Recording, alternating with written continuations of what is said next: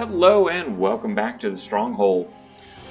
In today's class, we're going to talk about those rare dual lands specifically, how they impact your historic collection, and why much of the advice that you might be getting from other content creators may not be right for you. Notice I'm not going to call them wrong, even though they might be. But before we get into all that, I've set a goal here for the channel to get to 100 subscribers. And while that does not seem like a lofty goal, I can't do it without you. So if you're finding any sort of technical value, any sort of entertainment value, or just are a giving sort of soul, please take a moment and subscribe to the channel. And again, if you're seeing the value, others probably will too. So be sure to push this out to a friend who may or may not play Arena yet, because hopefully my content is just the sort of thing that beginners need in order to get a leg up on the environment. And here we are, just a couple months into that goal, and we are already over halfway.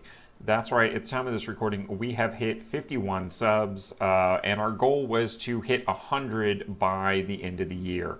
So, hurrah to us. I'm considering this a major success and victory, and I just want to take a moment to thank all of you out there who have assisted with this, particularly those folks that you see on our screen, our subscribers who have taken the initiative not only to subscribe to the channel, but also made their subscription public.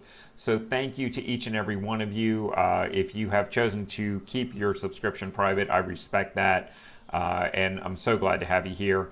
And while I have your attention, don't forget to tap the notification bell and make sure that you are being notified of all the possible content that we're bringing out there to you, so you never miss out on a thing.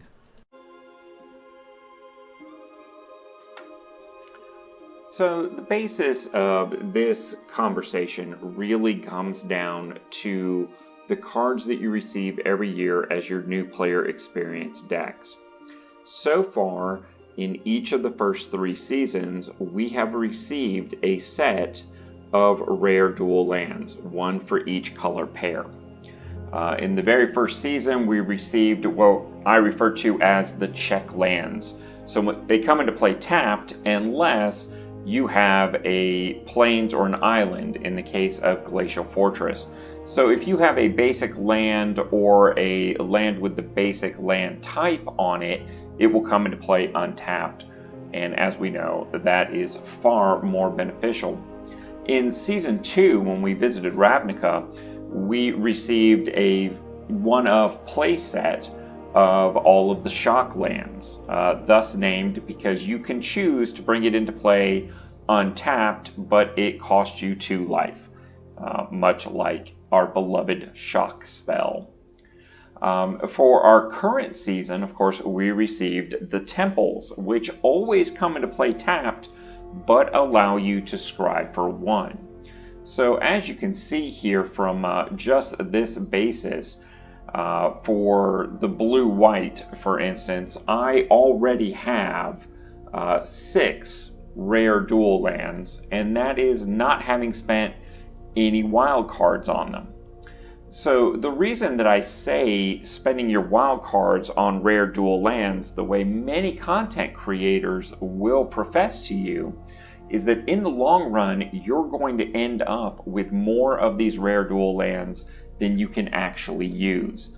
Now, granted, your first season or 2 is going to be a little bit lean, but let's be honest, the first season, 90% of your games are going to be in standard, or they're going to be a historic deck that has just a slight modification, but is really just a step beyond standard.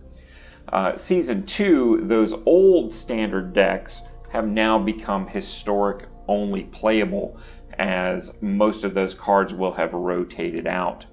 But you still have, in this case, for next year, it'll be the temples that you will still be able to play in those historic decks. Plus, you will have received another batch, presumably, of rare dual lands. Currently, I believe the pathways are going to be the ones that we end up receiving for next year. So all in all, you end up slowly but surely collecting rare dual lands without needing to spend any wildcards on them. And that collection will grow over time. So my advice to you is hold those rare wildcards for things that actually win you the game in a more immediate fashion.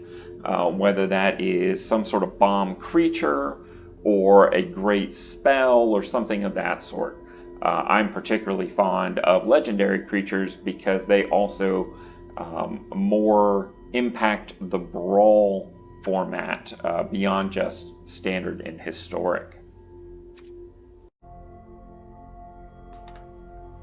Now, once you're into season 2, more likely 3, so on and so forth, you may eventually start to develop very favored historic decks, things that you have gotten lucky with and have some very good rares for, or a deck that you just particularly like to play.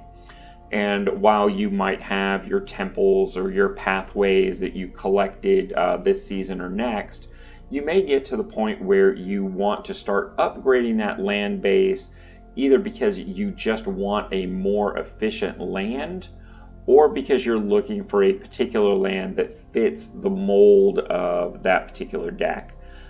For instance, this year we have talked on several occasions about the white-black Life Gain Matters deck and how nicely the common dual land for that fits into that deck, mostly because as it comes into play, it is tapped, but it gives you a life gain trigger.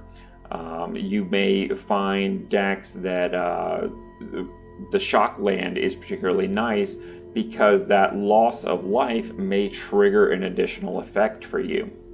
So all in all, I want to take a moment and talk about which are the best rare dual lands out there, which are your best rare lands, what you might want to try opening from old historic sets, or eventually where those wildcard investments may make sense in the corner cases.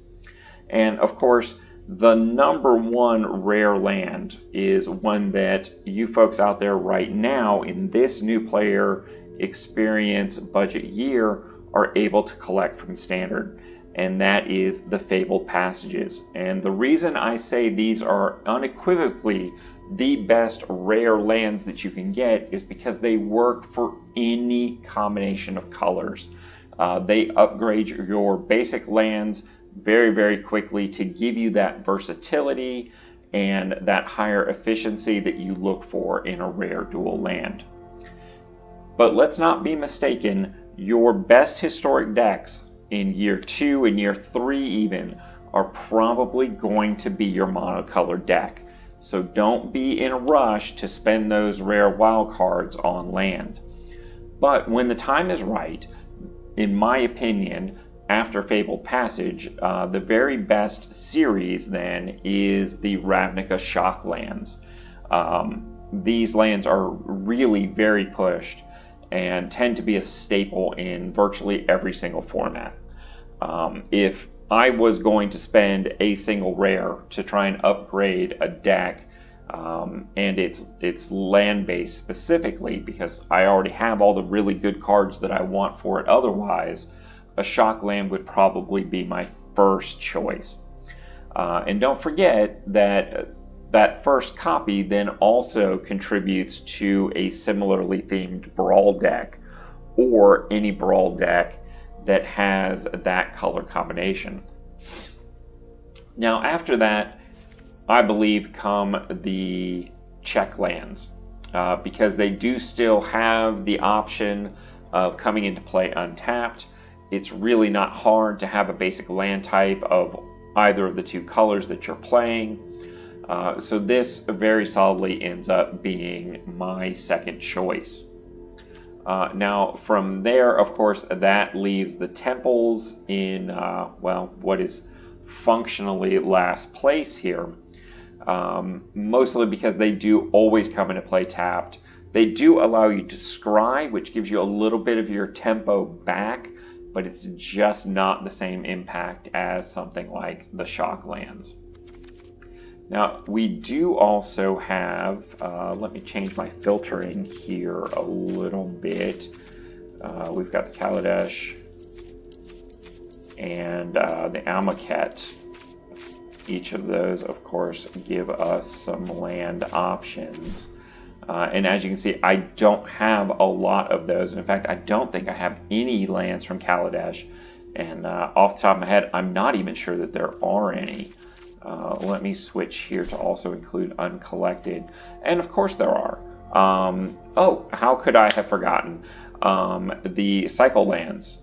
So they always come into play tapped. You can draw on them for either of two different colors, but they also give you the option to cycle. And frankly, I don't find this particularly valuable, although if you were playing a particular cycling deck, these could go up in value.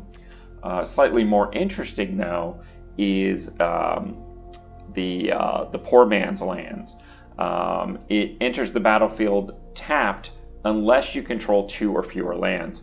So they really do give you that early tempo that you're looking for in a dual land, because really that's where your mana fixing is most important, is that turn 1, turn 2, turn 3. Honestly, an evenly constructed 2-color deck should really be able to stabilize turn 3, turn 4, and have all of the color combinations that it needs with relative ease, assuming that you're able to play a land every turn. Of course, if you are playing a greedier, very lopsided deck or a 3-color, these are also particularly nice because they do give you those early drops without penalty. And with all that having been said, please take this opportunity to like, comment, and subscribe. It is the budget way to support this budget channel because it doesn't cost you a thing. Do it for Graham. Do it for the algorithm. Do it for the iced coffee. And until next time, I'll see you in the arena.